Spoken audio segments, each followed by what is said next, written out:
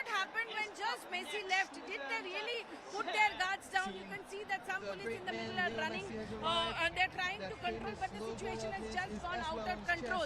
The capacity of Salt Lake Stadium is more than 50,000, and what we are coming to know that for this show, the capacity was increased. Now you can see in the middle of the main Maidan, the middle of the main ground, RAF has come.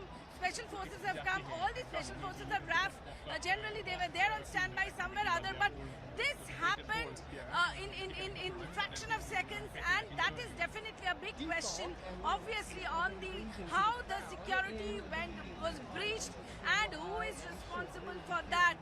Now you can see that all the senior police officials and the police officials are there. But what?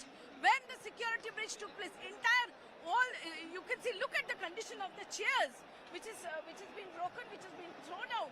Look at, still now people are throwing all the chairs and everything. Still now people are really annoyed. But at the same time, the security breach is definitely an embarrassment for here, for the people of Calcutta, for definitely India, because Messi is something, he's an international star. And you can see that there are some police, but the point is, when this thing went out of hand, there was such a ruckus. There was really a bad situation, and still now, as if all the annoyed people have taken over this Salt Lake Stadium.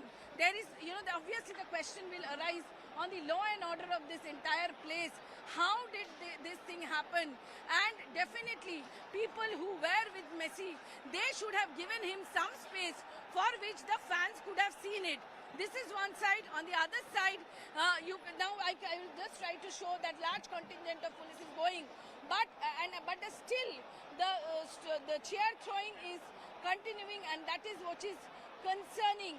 This is an area which consists of huge crowd, and this management should have been made in a better way.